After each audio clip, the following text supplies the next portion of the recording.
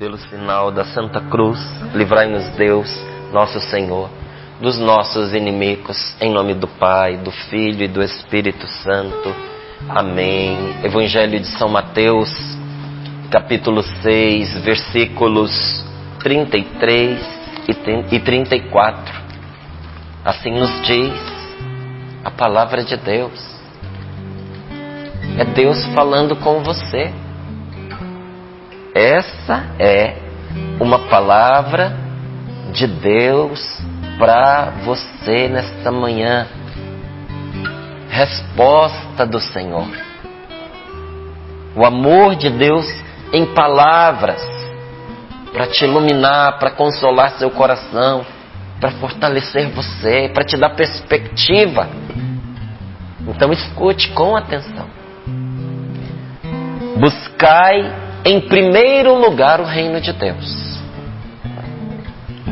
Buscai em primeiro lugar o reino de Deus e a sua justiça. E todas essas coisas vos serão dadas por acréscimo. Portanto, não vos preocupeis com o dia de amanhã, pois o dia de amanhã terá sua própria preocupação. A cada dia basta o seu mal. Buscai em primeiro lugar o reino de Deus e a sua justiça, e todas essas coisas vos serão dadas por acréscimo.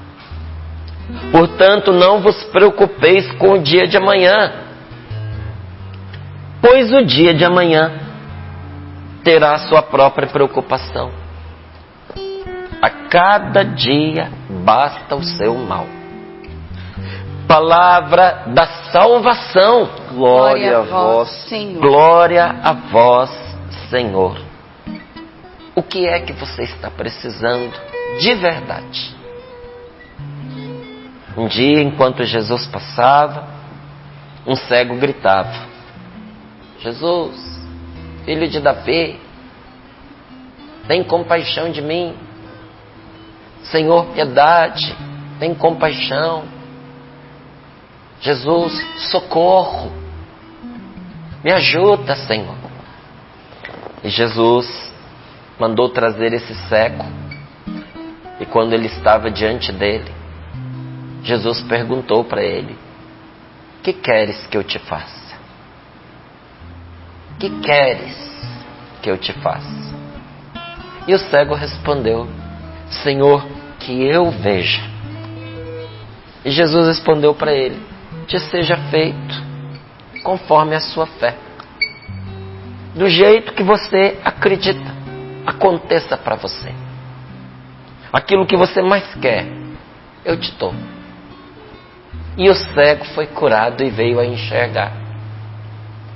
Mas muitas vezes Deus pergunta para nós: o que você quer? E a gente não sabe responder.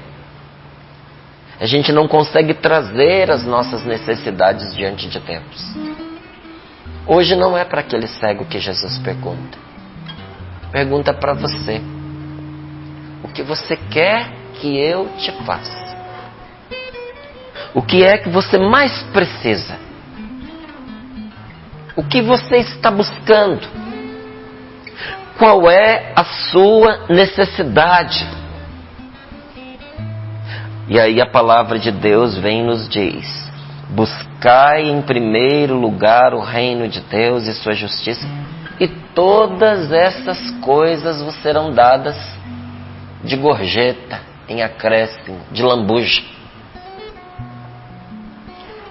Buscai em primeiro lugar o reino de Deus. Como é que eu vou buscar o reino de Deus? O que é o reino de Deus? O próprio Senhor diz, quando disserem para você: o reino de Deus está ali, o reino de Deus está acolá, nosso Senhor diz: não deis ouvidos, porque o reino de Deus está dentro de vós. É em nós que Deus reina. Olha o que essa palavra está nos ensinando nesta manhã. a primeira coisa, a mais importante que eu e você devemos fazer é permitir que Deus reine na nossa vida. Eu preciso buscar que o Senhor venha a reinar sobre mim, porque quando Deus reina sobre a minha vida, se abre a porta do céu. Porque diz aqui Santa Catarina de Sena muito bem, a chave da obediência abriu a porta do céu. Obedecer à vontade de Deus é deixar Deus reinar. Quando é que um rei reina? Quando aqueles que são seus súditos obedecem. Não é? Se não obedecem, aquele reinado não tem valor. Aquele reinado não acontece. Teve rei que foi destituído, não é? Porque os súditos não obedeciam. Aquele reino não se emplacou. Não é? Mas um rei humano pode ser removido. Mas o rei divino não é removido nunca. Mas nós podemos não aceitar o reinado de Deus na nossa vida, porque nos recusamos a obedecer a Deus.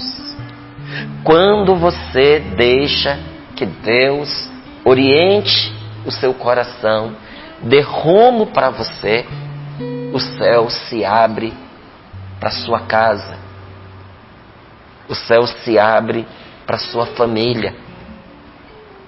A graça de Deus recai sobre você e permeia tudo o que você faz. Quando eu busco que Jesus seja o meu rei, quando eu aceito Jesus como meu Senhor, a minha vida é cercada de salvação. Então, busque o reino de Deus e aquilo que é justo no reino de Deus. Porque tem coisas que são justas e tem coisas que são injustas. Por que nós estamos hoje no meio de uma sociedade convulsionada? Porque nós temos aí uma imposição da injustiça. E aí você vê a justiça lutando contra a injustiça o tempo inteiro. Por que hoje a gente tem uma sociedade dividida? As duas partes não tem como estar certa. Não tem como na mesma matéria está certo. E você já viu que essa é a opinião de muita gente hoje? Não, tudo é válido, tudo é aceitável, não é? Cada um tem a sua opinião, é o reinado de todos. Como, meu filho? Se uma coisa é o contrário da outra, não tem como estar certo. Sabe, é a ditadura do não contrariado, não pode contrariar ninguém. Como é que se educa para a vida? Como é que se educa para o que é certo? Como é que se educa para a justiça? Se não se pode contrariar o erro, o errado. Nós estamos num tempo em que ensinar o certo ofende as pessoas. Aí a pessoa tem uma vida miserável, a pessoa tem uma vida terrível, a pessoa adoece emocionalmente, adoece mentalmente, perde o gosto pela vida, reclama, chora e diz: eu não sei o que aconteceu comigo, porque eu sempre fui uma pessoa boa. Foi uma pessoa boa, mas de vida errada. Não aceitava ser corrigida, ficava ofendida se alguém apontava o caminho certo. A pessoa tem um amigo que diz para ela: olha, por aí você vai se dar mal, não vai por aí. Fica ofendida porque acha que está sendo julgada, que está sendo condenada. Gente, nós não precisamos julgar a índole dos nossos amigos para dar para eles um bom conselho. A gente precisa buscar o certo na vida da gente. Se eu buscar o que é justo, e se eu deixar Jesus ser o Senhor da minha vida, por que deixar? Porque Deus é tão maravilhoso que Ele não se impõe. Ele não nos obriga. Deus, Ele permite que eu escolha como é que eu quero me relacionar com Ele. Deus permite que eu não o aceite. Que amor absurdo é esse, né? O onipotente, aquele que tudo pode, não nos obriga, sendo que ele poderia fazê-lo, porque ele não quer a nossa obrigação, ele quer o nosso amor. Por isso a palavra de Deus nos diz, como um pai, como uma mãe orienta o seu filho dizendo: se você buscar que Deus seja o Senhor da sua vida, a sua vida vai se endireitar por consequência. A felicidade vai se juntar a você. Os bens virão como um acréscimo, os bens verdadeiros. Uma vida que nos fará bem. Não é? Buscar em primeiro lugar o reino de Deus e a sua justiça, e todas essas coisas que são reais necessidades, onde a gente precisa da salvação de Deus, onde a gente precisa do socorro de Deus, onde a gente precisa da força de Deus, onde a gente precisa da sabedoria de Deus, onde a gente precisa da coragem que nos falta. Essas coisas todas nos serão dadas em acréscimo. Vem acompanhando. E quando diz todas essas coisas, se você ler os versículos anteriores, está falando inclusive objetivamente de comida, bebida e roupa. E pergunta: por que se preocupar com o que você vai comer, com o que você vai beber, com o que você vai vestir, se são as pessoas que não confiam em Deus que se preocupam com essas coisas? Porque o vosso Pai que está no céu sabe que precisais de tudo isso. Buscai o reinado de Deus sobre a sua vida. E todas essas coisas que te preocupam, essas necessidades que você enxerga, virão por consequência. Meu amigo, a gente precisa de Deus. A gente precisa de verdade ser de Deus. E é claro, quem é de Deus trabalha.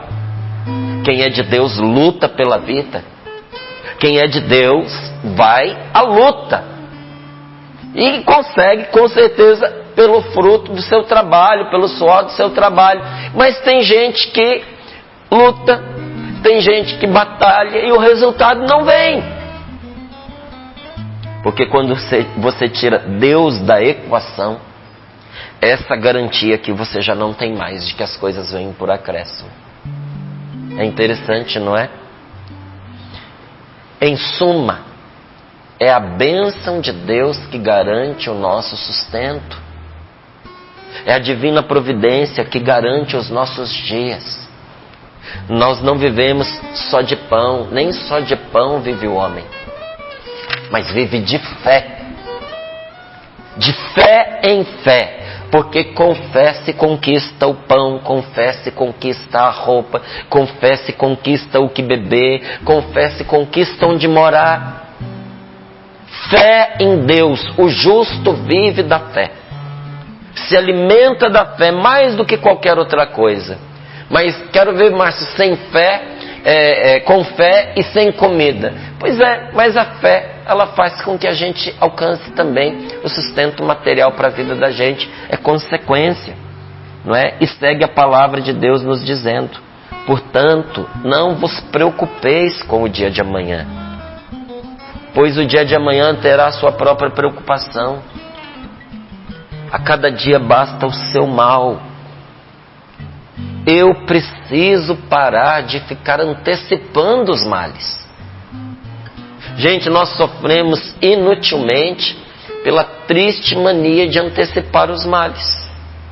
Nós antecipamos males à custa de preocupação.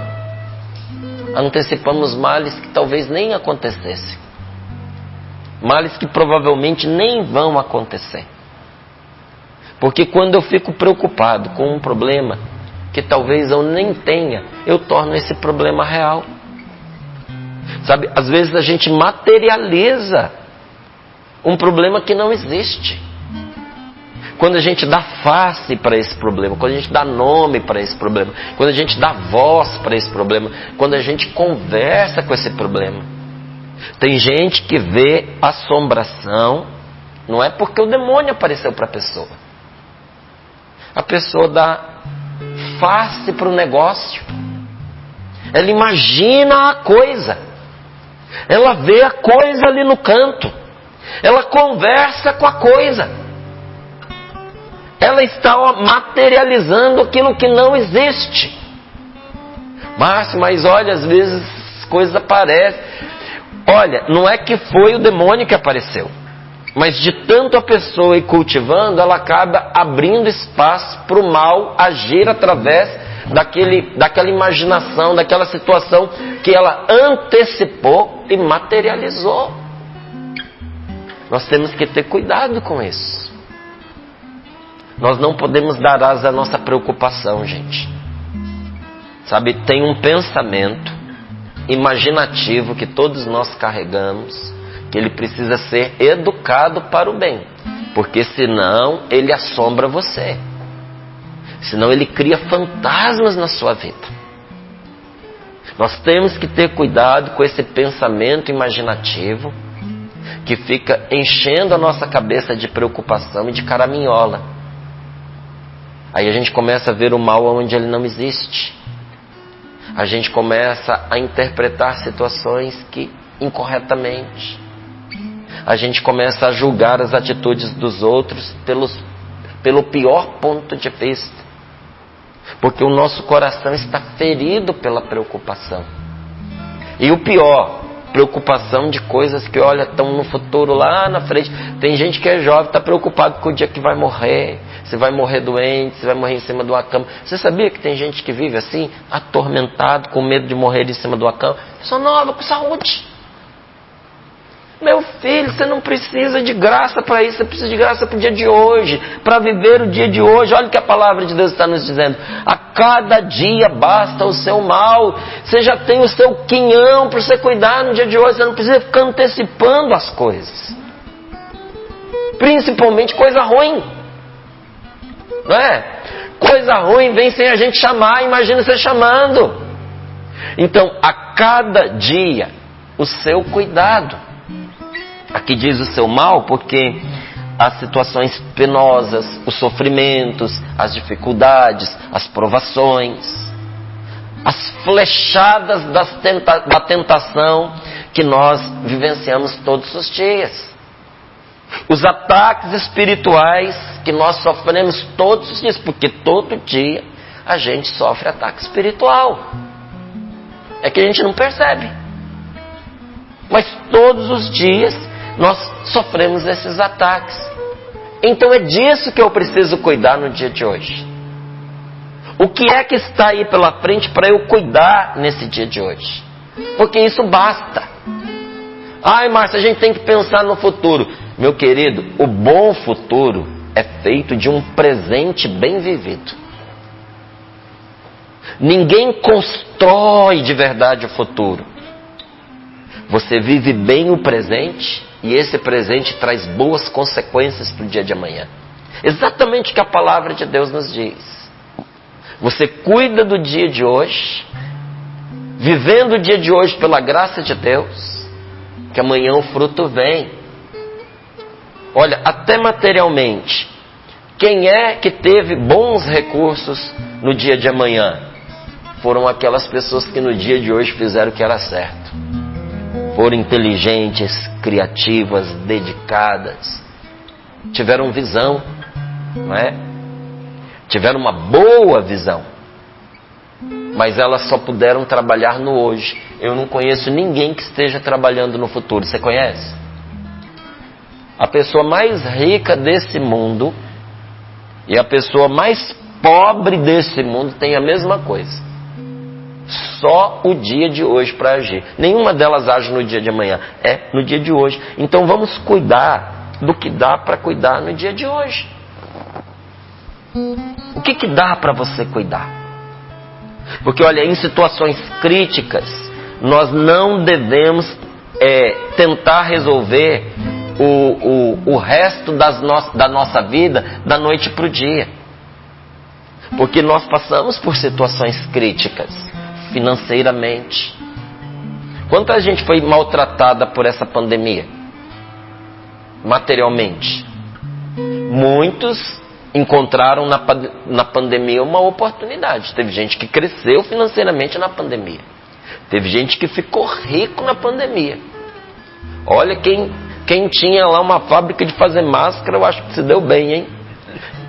Quem tinha produção de álcool, nossa senhora, até hoje está ganhando, né? Então teve gente que nessa pandemia se projetou, mas a gente sabe que teve muita gente que perdeu a sua empresa, o negócio fechou, entrou em dívida, teve gente que foi à falência. Então é uma situação crítica na área financeira.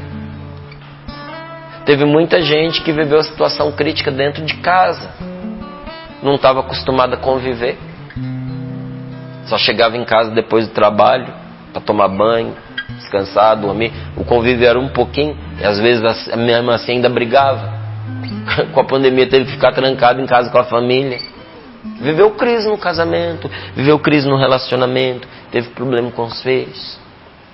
Aconteceu com muita gente, não foi com pouca não. Se aconteceu com você, não se sinta um privilegiado, porque teve muita gente que passou pela mesma situação que você. Às vezes nós enfrentamos uma situação crítica por causa de uma decisão que a gente tomou, por causa de uma escolha que a gente fez, por causa de um erro que a gente cometeu. Em situações críticas, nós não devemos tentar resolver toda a nossa vida da noite para o dia. Será que o que está angustiando você não é porque você quer resolver toda a sua vida de hoje para amanhã? Foi despedido, aí a pessoa entra numa angústia terrível. O que será da minha vida? É só um emprego que você perdeu. Márcio, mas o emprego é muito importante. Sei, Márcio, mas eu não tenho como ficar. Eu acredito em você que você não tem como ficar sem um emprego. Mas olha a pergunta que a gente faz. O que será da minha vida? Como se a gente fosse reduzido a um trabalho que a gente tem. A capacidade que você tem é muito grande. Você tem muitas possibilidades. Será que às vezes Deus não chacoalha o trabalho que a gente está para a gente ver que nós temos outros potenciais? Será que de repente você não perdeu esse emprego que é para você descobrir que você é capaz de produzir mais? Será que você não perdeu um chefe para você aprender a ser chefe? Será que agora não é a hora de você ter o seu negócio, ter a sua empresa? Será que você que há tanto tempo vinha sonhando em escolher uma outra iniciativa, uma alternativa ao seu trabalho, mas nunca teve coragem? Será que essa sacudida não é a oportunidade de você mudar a sua rota? Mas em vez da gente ver a chance que Deus está nos dando e que a vida está nos dando, o que a gente faz? A gente senta, descabela. O que será da minha vida, meu Deus do céu? Às vezes não é o emprego que você perdeu. Às vezes é o relacionamento que acabou. Acabou o namoro. Meu Deus, meu namoro, tão importante para mim, que eu vivia com tanto afinco, que eu achei que a gente ia casar. Como é que eu viverei o resto dos meus dias sem essa pessoa? Do mesmo jeito que você viveu os seus dias antes de você conhecer essa pessoa. Tem escolhas que não passam por nós. E tem parte da situação que não está sob o nosso controle. Se a pessoa escolheu ir embora, o que é que você pode fazer? Agora não, a gente tem a tentação de reduzir a nossa vida à escolha que a outra pessoa fez. A gente se sente humilhado porque a outra pessoa nos deixou. A gente se acostuma a pensar a vida a partir daquela pessoa. Então o outro vai e é como se Deus saísse da nossa vida. Gente, quando uma pessoa é capaz de me abater ao ponto de eu questionar a minha existência, talvez eu tenha que me perguntar se eu não estava colocando essa pessoa no lugar de Deus. Será que não era um ídolo na minha vida? Porque sem aquela pessoa eu não quero existir. Essa pessoa estava ocupando o lugar de Deus na minha vida. Olha, isso é compreensível num adolescente. Não é porque na adolescência a gente não tem maturidade. A adolescência tudo é intenso demais. E acontece, às vezes, chega a mãe aqui dizendo: meu filho está pensando em se matar porque a namorada acabou com ele. Que idade tem seu filho? 16, 17, 18 anos. Gente, a pessoa tem a vida inteira pela frente. Nós temos bilhões de seres humanos sobre a face da terra, desocupados, livres, doidos para casar. Não, mas a gente reduz o nosso mundinho a uma pessoa. Olha, se você reduz o seu mundo a uma pessoa, ainda que essa pessoa seja boa, ainda que essa pessoa não saia da sua vida, você não vai conseguir ser feliz. O dia que o ser humano reduziu o paraíso a uma árvore e a um fruto daquela árvore, começou o inferno. O ser humano perdeu o paraíso quando ele reduziu tudo que Deus deu a ele a um fruto. Quando a gente reduz toda a nossa vida a um relacionamento, mesmo que aquele relacionamento corresponda às nossas expectativas, a gente não consegue ser feliz, porque Deus nos fez para muito mais, Então não se desespere, porque uma pessoa deixou você. Mas não é qualquer pessoa, mas foi o meu marido que foi embora com outro. Quem foi embora? Foi ele. Foi ele que se desviou. Foi ele que arrumou outra. Minha filha, a vergonha não é sua, a vergonha é dele. Só que a gente se sente humilhado pelas escolhas que a outra pessoa faz. Nós não podemos fazer isso. Cada um é responsável pela sua própria escolha. Em vez de a gente nutrir sentimento de ódio pela pessoa que nos deixou, num caso como esse, de um casamento, de uma esposa que vai embora e deixa para trás o marido, e às vezes deixa para trás o marido e os filhos. A gente tem que ter compaixão. Porque a pessoa está perdida. A gente tem que ter mais dó do que raiva de uma pessoa que se perdeu. Que angústia essa pessoa deve estar vivendo. Que tristeza ela deve estar vivendo. Que desespero ela deve estar vivendo para ser tão cega. Para trocar o que é importante para ela à custa de uma ilusão, de uma fantasia. Gente, as nossas fantasias é que nem aquela neblina da manhã. Como lá em Petrópolis eles chamam o russo, né? Dia tá russo. Tá fechado de neblina que você não enxerga nada. Daqui a pouco, quando nasce o sol, o russo faz assim, ó. A neblina, a fantasia, a ilusão errada da gente, a injustiça dessa vida, quando a gente menos espera, diante da luz de Deus, faz, ó, some. E aí quando você cai em si, aí você descobre os erros que você cometeu. Então não julgue a pessoa que errou, mas regue, apesar das suas lágrimas, apesar dos seus sofrimentos, porque tem impacto sobre a vida da gente a escolha do outro. Tem impacto. Então, apesar da sua dor, regue com a sua misericórdia, regue com a sua oração, porque olha, a compaixão acompanhada de oração transforma o coração da pessoa. Tenha mais dó do que rancor. Lave esse rancor na misericórdia de Deus. Então, na hora de uma crise, não é o momento para a gente decidir a própria vida. Não é? Foi abandonado, meu casamento acabou. Você está no momento de uma crise, não é? Agora não é hora de decidir a vida.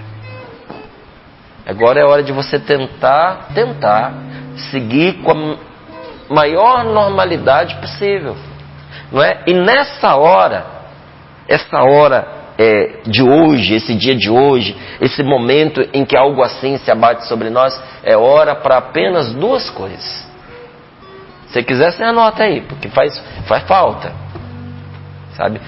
Mas na hora da crise é necessário apenas duas coisas. Sim, apenas duas coisas. E duas coisas que a gente dá conta. E são essas duas coisas que tiram a gente de qualquer buraco, se a gente estiver unido a Deus. Que duas coisas são essas? Primeiro, se colocar no rumo certo.